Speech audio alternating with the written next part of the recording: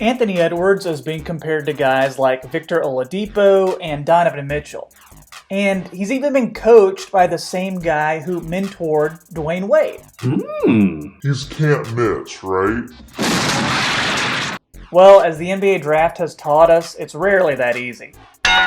In today's video, I'll introduce you to the Ant-Man himself, Anthony Edwards. Yeah. I'll break down his game, I'll give you some teams that I think would be a great fit for him on draft night, and I'm also going to tell you about the heartbreak that's been part of Anthony Edwards' life.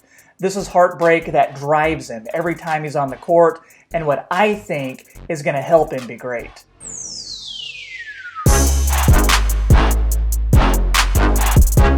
What's up, everybody? This is Troy, host of the Half Court Report YouTube channel. So we all know Anthony Edwards as a likely top 3 pick in the upcoming 2020 NBA draft, but his story is so much more than that. I'm excited to tell you all about it. Real quick though, gotta address something, kind of the elephant in the room. So in a video a couple weeks back about Christian Wood, I mentioned former Sixers GM Sam Hinkie. Well, check out this comment.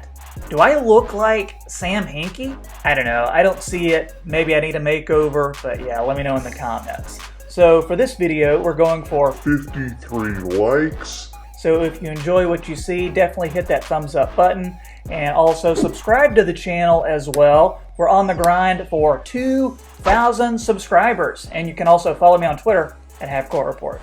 So what do we know about Anthony Edwards? Well, if things had broken a little differently, this could have easily been a football video because Edwards grew up playing football.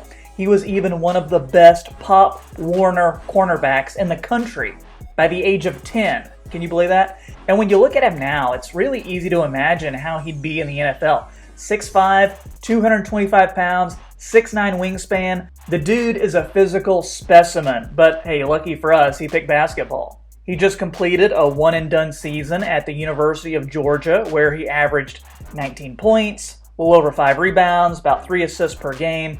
He shot 40% overall from the field and 29% from 3 on almost 8 attempts per game.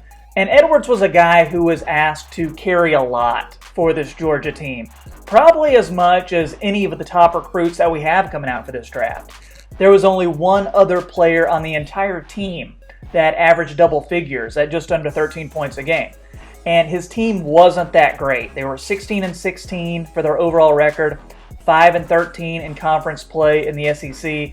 So I think it can be said that once you get Anthony Edwards onto an NBA team with players of his skill level, and you don't have to have him be the primary option every time down the floor, I think his numbers, especially his shooting percentages, are going to improve even more. And that's the big question that Anthony Edwards is going to have to answer. Are you more than just an inefficient scoring guard? And answering that question begins with Edwards expanding his game and becoming more than just a jump shooter. Even his own brother Antoine has said, I think he needs to work on attacking the basket a little more. He settles for the jump shot a lot when he's pretty strong and big. He gets to the hole with contact, people slapping him, grabbing his arm, and he can still lay the ball up. And this is coming from a guy who helped raise Edwards since he was in the 8th grade. Edwards' mother and grandmother both died when he was a kid, 8 months apart, and both on the 5th day of the month, which is why Edwards wears the number 5 jersey. So whenever he puts on his uniform, he's doing it for them too. Really tough kid. Let's get a better idea of Edwards' strengths and weaknesses from the scouts over at NBADraft.net. For his strengths, he shows a good feel for the game, shows lots of competitiveness, has an NBA body, uses his strength well, and really should be able to add even more strength to his already pretty built physique. High-level athleticism, great body control, has good hang time when he's in the air. He has a quick first step. He has a natural scoring ability. He needs just a little bit of space to get his shot off. That really bodes well for him being a great shooter. He's an adept ball handler. He drives with either hand. He makes the game look easy. He's a good competitor and does not lack confidence. For the weaknesses, though, he does need to work on limiting turnovers because, get this, he averaged as many turnovers as he did assists this past season. He doesn't really pick his spots as a mid-range shooter or show much of a floater. And for someone who can get to the rim and challenge the help defender, he settles for a lot of deep, contested shots. Remember, that's just like what his brother Antoine was saying. Another question, can he learn to incorporate more movement when playing off the ball? Maybe he should study players like Steph Curry on how to use constant movement, coming off screens to set up shots. And overall, this is according to NBADraftRoom.com. He's a true power guard who plays like a bigger version of Victor Oladipo of the Pacers. He's simply too much for one defender to handle and can get his shot off at will. His explosive power, effortless elevation are a thing of beauty. When he dunks the ball, it looks like he's just going to rip the rim right off the backboard. And we haven't seen a power guard like this in quite some time. That's pretty exciting if you ask me.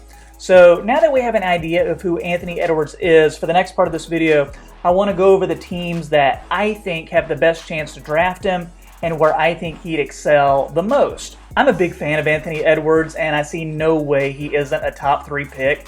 And depending on what team gets that number 1 pick, he could even go first overall.